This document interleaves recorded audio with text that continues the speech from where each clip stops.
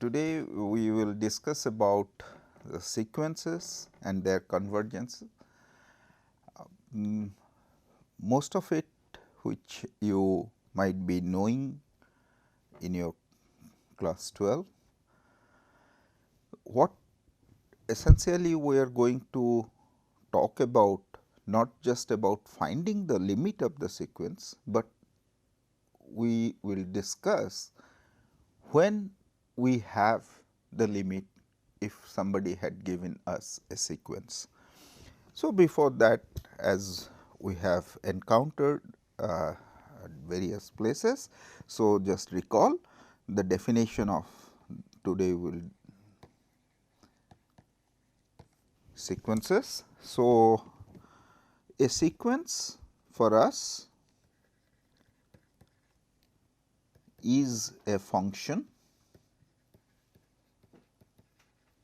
f from n to r.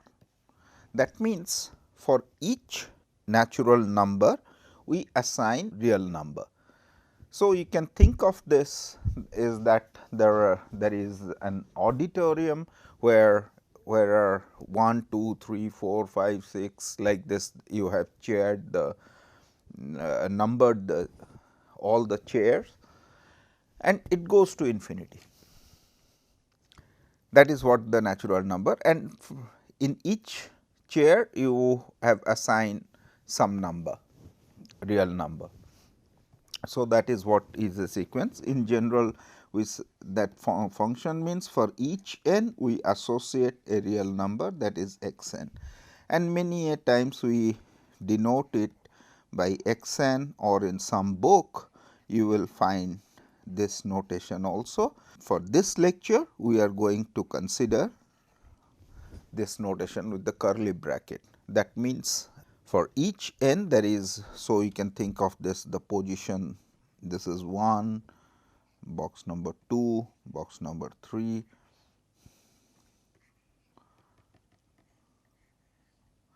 there are infinitely, here you are putting x 1, x 2, x 3, x 4, x 5, x sum l like this on the nth position. You see, this is a sequence. For example, I can take 1, 2, 3, 7, 21, 32, then 45, 46, 47. This is the sequence. And if I change, you can see that this is an example of the sequence. Suppose if I write 1, 3, 7, 2, 32, 21, 46, 45, 47, now 48, 50, 49 like this. If I am going like this, you can see that all these members of the first sequence, they are in the second sequence as a set, they may be equal, but they are two different sequences. This is x n, which we will write this, and this is y n. As a set they may be same, but as a sequence they are different, because here at the second position x 2 is equal to 2, but here x 2 is equal to 3. So, you are assigning the value in the second box a different value than the first one. So, this is not only a set, but also for a specific position you have a specific number that determines the sequence. And of course, this is also a sequence. This is the constant sequence, and in general what you have seen x n, this is equal to 1, 1 by 2, 1 by 3, 1 by 4 like this. That means, here in this sequence what we can write, that nth term is nothing but 1 over n. Okay, so these are all the sequences. So, even if you define f of n is equal to n square, then this sequence is going to be 1, 4, 9, 16 so on and so forth. This is also an example of the sequence. We can also define the sequence 1 minus 1 1 minus 1 1 like this. So, here also we can write that the nth term x n is equal to minus 1 to the power n minus of 1. When n equal to 1, this is 1, n equal to 2, this is negative 1, so on and so forth. Okay. So, now let us fix, we write x n, n equal to 1 to infinity, a sequence. So, these are you can construct various examples of the sequence. Only thing you need to notice that for each n there is a x n. So, and these x n sometimes we can write it the nth form as in the compact form like this or this, but not necessarily you can put anything what you want to put with the specific position. So, now of course, a sequence is bounded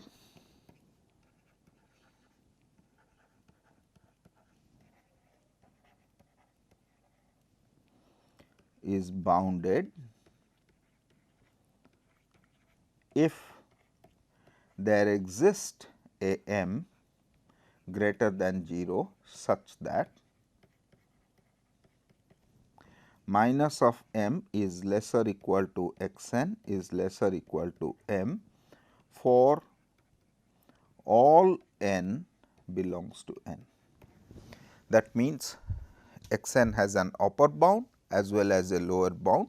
This we can see that clearly if we write equivalently mod of x n is lesser equal to m. Sequence is bounded. So, for example,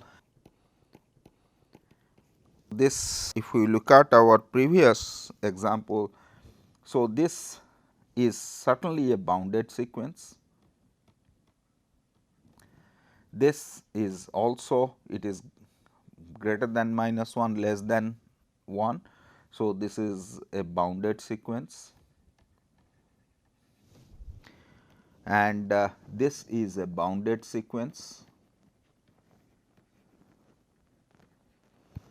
However, if you look at this, this is not an bounded sequence because you give me any m natural number, I can produce you a n such that n square is greater than that m. So,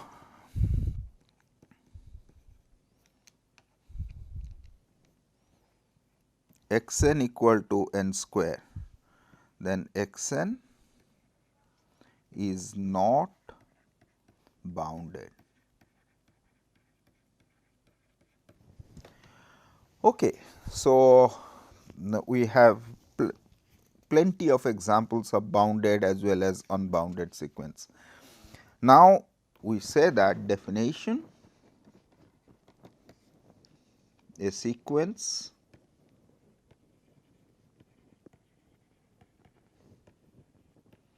x n is called a convergent sequence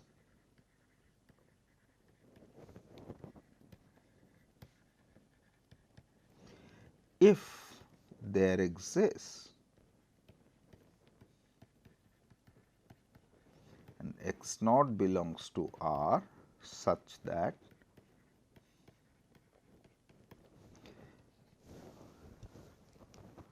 limit of x n, n goes to infinity is equal to x naught. Now, we know that what is the meaning of limit n goes to infinity of x n. So, here what we are saying is that the limit exists and the limit is going to be x naught. So, just recall that the definition of this limit, that means that is for every epsilon positive there exists a n sub naught such that mod of x n minus of x naught is less than epsilon for all n greater or equal to n sub naught. That is what is the definition of the limit we have learned earlier. So, a sequence which is not convergent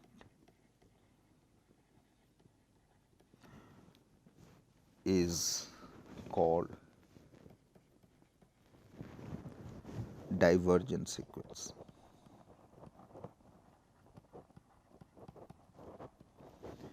So, let us now the question is that what are the examples of the convergent sequence and what are the example of the divergent sequence. So, that is what we will now see. So, consider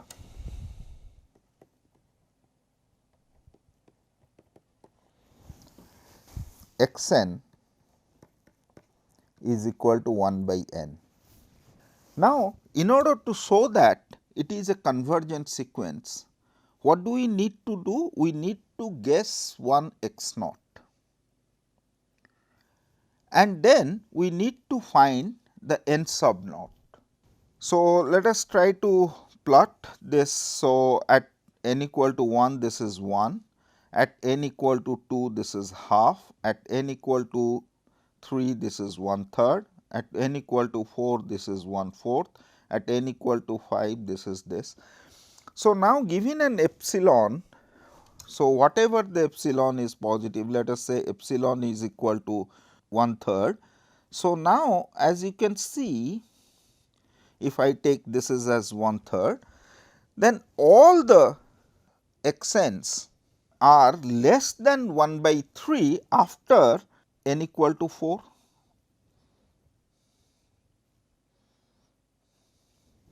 Right. So, therefore, for epsilon equal to 1 by 3, our n sub naught is 4, anything greater than this. Now, it is the question of every epsilon positive. So, now it is easy to guess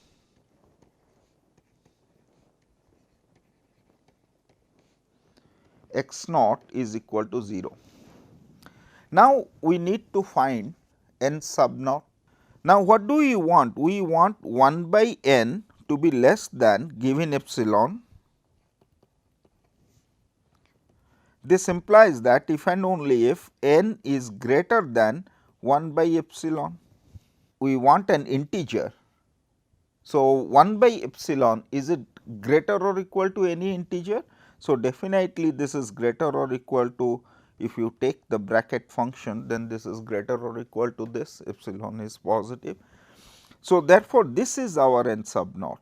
Given any epsilon, we can get this n sub naught.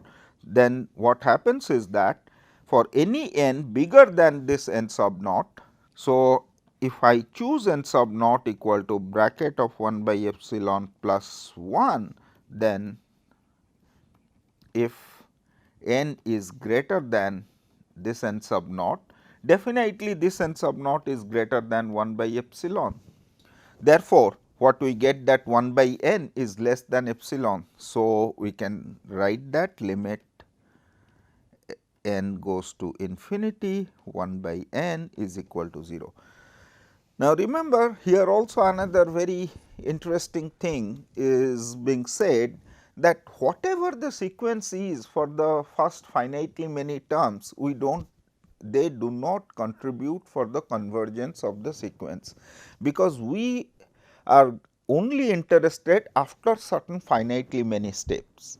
So, therefore, whatever the changes we make, suppose for example, what I want to say is that this is the sequence I will take 1, 48, 79, then 1 by 4, 1 by 5, 1 by 6, 1 by 7 like this, and then we take 1, 100, 10 square, 10 cube, 10 4, 10 5, and then 1 by 8, 1 by 9, 1 by 10, 1 by 11, 1 by 12 this. Now, you can see that these two are two different sequences, and here they are not 1 by n, but this sequence, definitely this sequence, this goes to 0. if this I call this as x n and this as y n, then x n goes to 0 or limit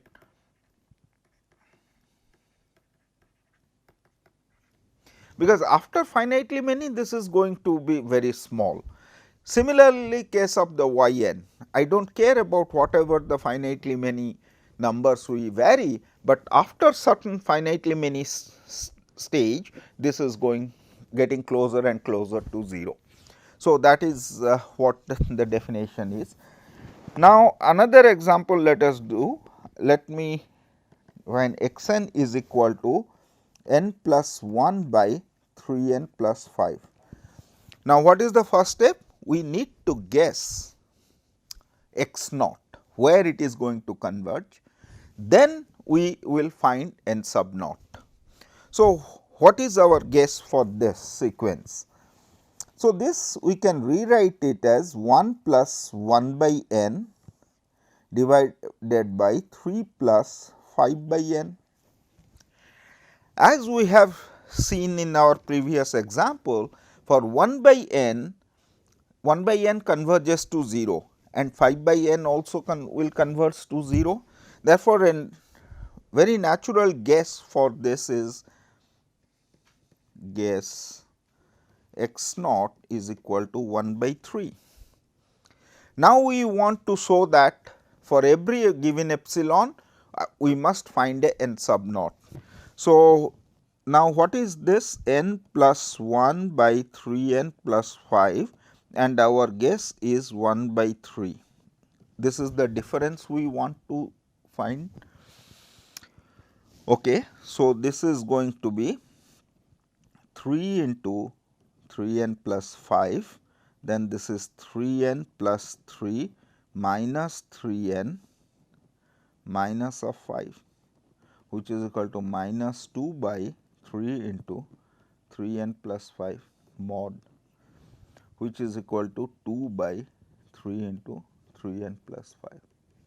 Now, we want this to be less than epsilon, then we want to find after which stage this is going to be, this 2 by 3 into 3 n plus 5 is going to be less than epsilon. So, for epsilon positive we have 2 by 3 into 3 n plus 5 is less than epsilon. This is if and only if 2 by 3 epsilon is less than 3 n plus 5, if and only if 2 by 3 epsilon minus of 5 whole divided by 1 by 3 is less than epsilon. So, definitely what we can get epsilon if I take to be small. So, this is going to be a very large quantity 2 by 3 epsilon. So, I can always find a n sub naught for which this is going to happen. So, you can take your n sub naught if you want to be more concrete is equal to 2 minus of 15 epsilon by 3 into 3 is 9. So, this is 9 epsilon plus 1. So, our n is greater than this n sub naught, then definitely our n is greater than 2 by 3 epsilon minus 5 into 1 by 3. Therefore, we get that 2 by 3 into 3 n plus 5 is less than epsilon. That amounts to show that n plus 1 by 3 n plus 5 minus of 1 by 3 modulus is less than epsilon for every n greater or equal to this choice of n 0. So, one thing is for certain. So, now we would like to find what are the sequences which are going to converge. So, one condition we see that if x n is convergent, then x n is bounded. Well, if x n is convergent, then limit of x n goes to infinity. Let us say this is x naught, and you know this x naught has to be unique. So, limit of the sequence has to be unique, because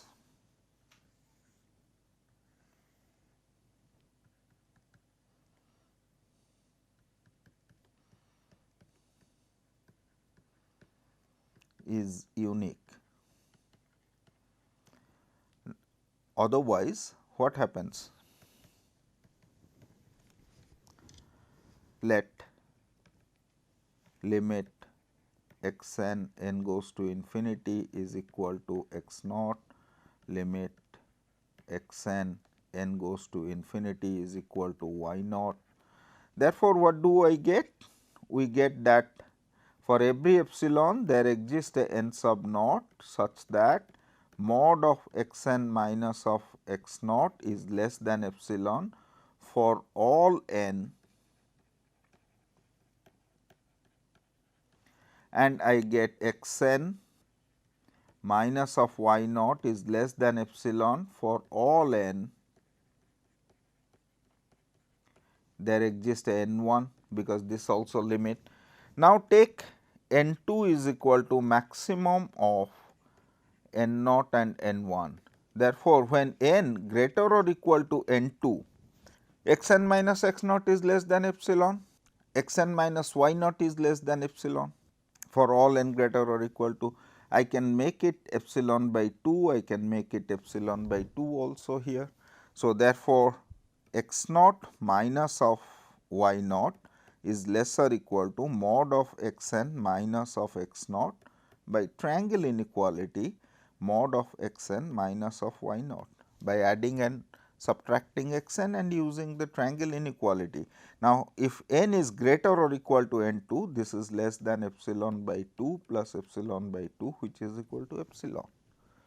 So, what we have seen is that if it is a convergent sequence, it goes to a limit, then that limit has to be unique. Now, let us come back to this. If x n is convergent, then x n is a bounded sequence. That means, I want to show that there exists a m for every n such that mod of x n is less or equal to m.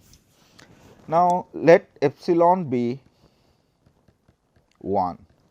Then there exists a n sub naught such that mod of x n minus of x naught is less than 1 for all n greater or equal to n sub naught.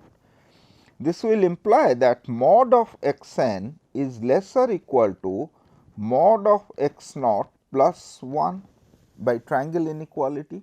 Here I am using mod of x minus of mod of y is less or equal to mod of x minus of y.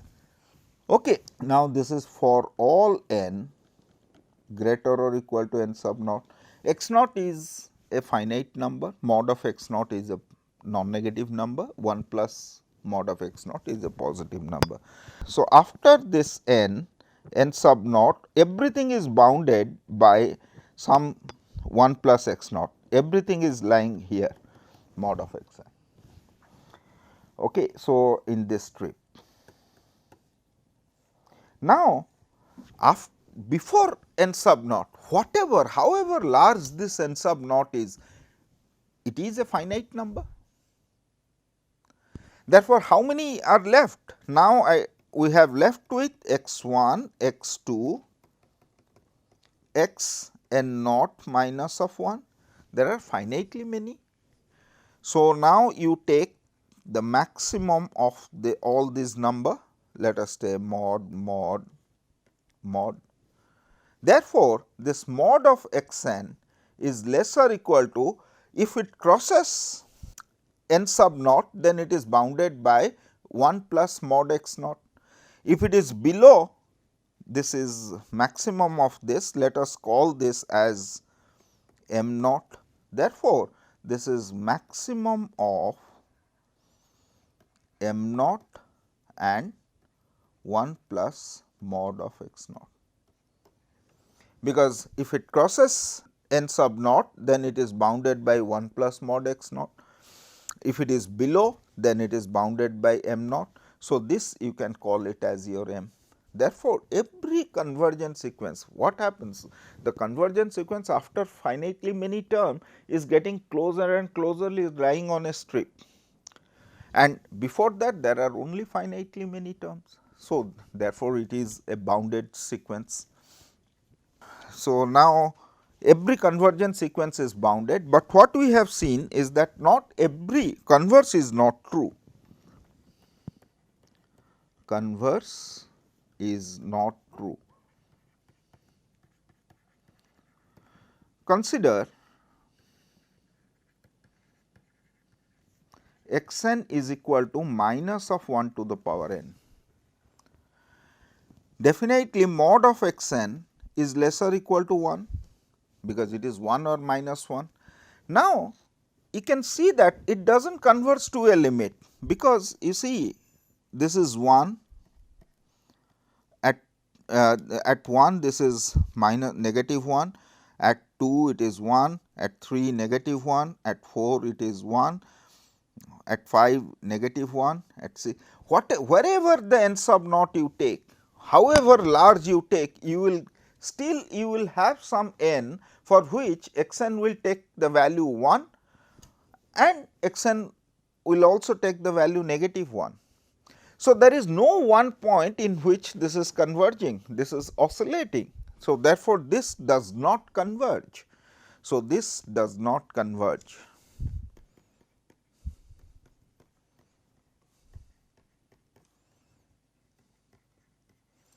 So, every bounded sequence may not converge, but when the sequence is convergent, it has to be bounded. We will continue our discussion of this convergence of sequence in the next lecture. Thank you.